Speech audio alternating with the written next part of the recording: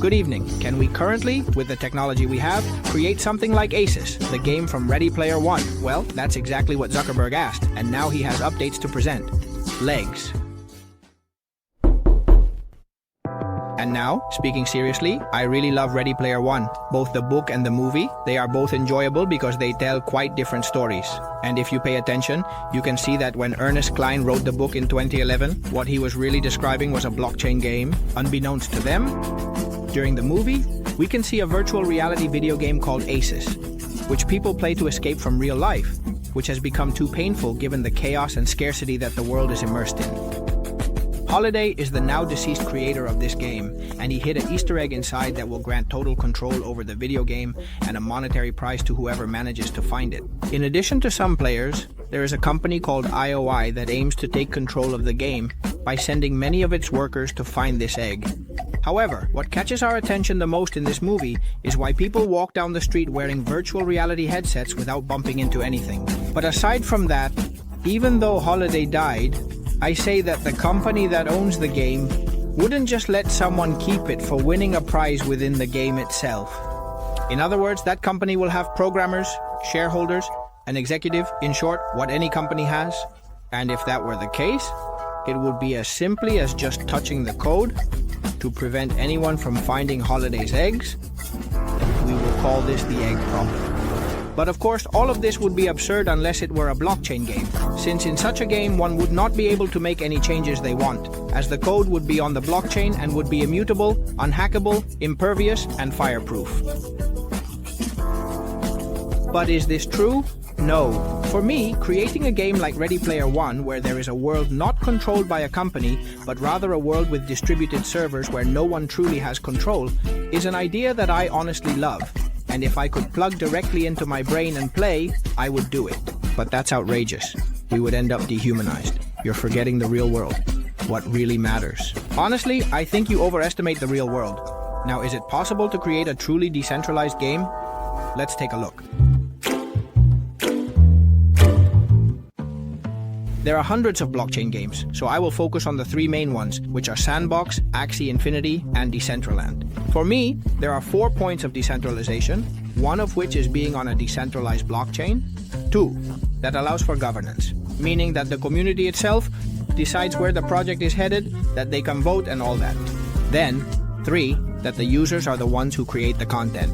4, that the game is hosted on decentralized servers. This point is key for me, is the reason why I am making this video, as I find it to be the most critical. No one talks about it. And at least I don't know of any blockchain game among the hundreds or thousands that has cared about this. At most, Decentraland comes a bit close, as I will discuss later, okay? But it's not a cure-all either. We will start by talking about Axie Infinity. It is a card game with Pokemon-like creatures that many people who haven't played it criticize and say it is a flop. They have completely changed the game, copying the mechanics of Slidespire. By the way, it's an amazing game, but fantastic. It's decentralized Axie Infinity. 1. Its blockchain had few validators or none. 2. Until it was hacked about a year ago, and now it has a few more. Well, let's just say that this part could be tested, okay? I give it a 6 out of 10.2 governance. In theory, Axie has an AXS token for governance, meaning that users can vote on things and all that. For now, it's just a promise, and nothing has ever been voted on, at least to my knowledge, so 0 out of 10.3. Users create content. No. 0 out of 10.4 judgment servers completed. No. 0 out of 10. Let's go with the Sandbox. It is a game that wants to copy Roblox or Minecraft, although it logically doesn't overshadow them. Its blockchain uses Ethereum and Polygon, so 9 out of 10. 2. Its governance is similar to Axie. In theory, you will be able to vote and blah blah blah, but the company decides everything. In other words, 0 out of 10.3 users create content. Yes, in this case, they can create objects, worlds, and games, so 9 out of 10.4 decentralized servers. Well, no, 0 out of 10 Decentraland. 1.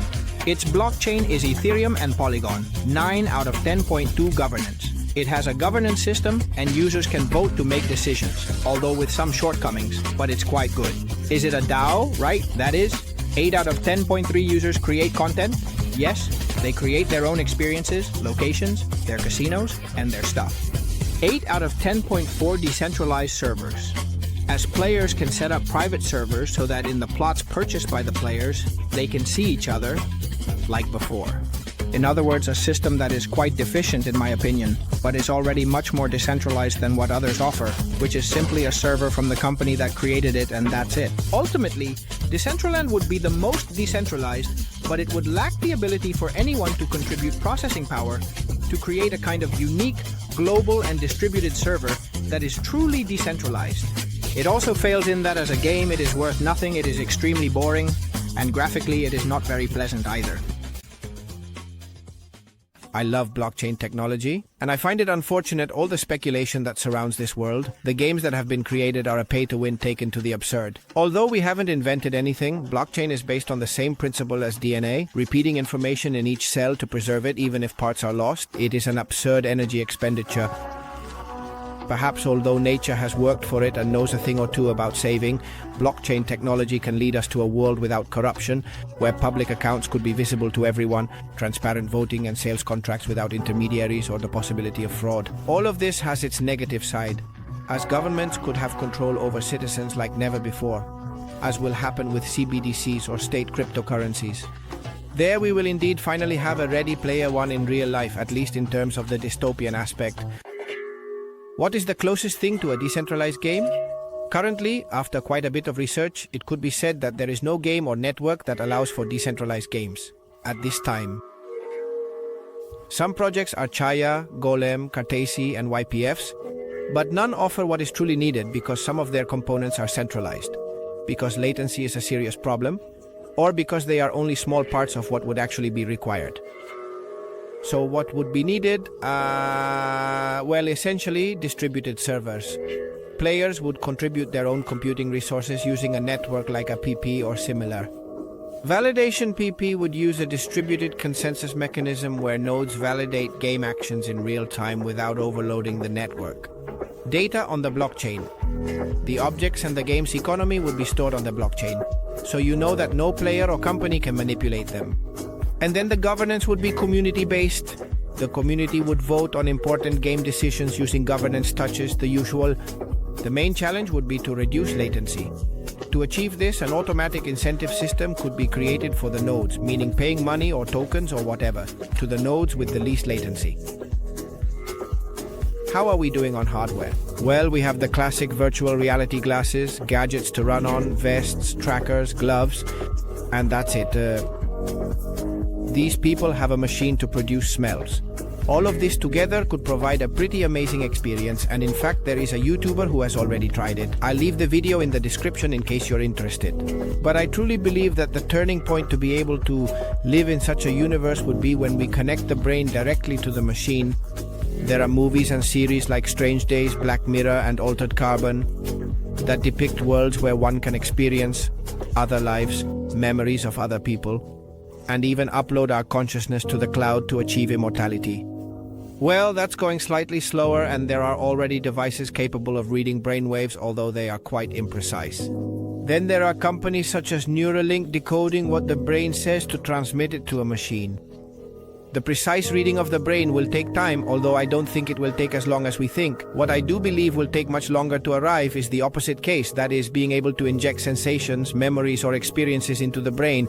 I believe that this will really be the turning point, and if it is achieved in the future, it opens up many dilemmas. It opens the doors not only to a matrix, but to a self-imposed voluntary matrix, to choose to exist in another world of constant pleasure. The real question in this whole video would be why stock images are always perhaps in slow motion.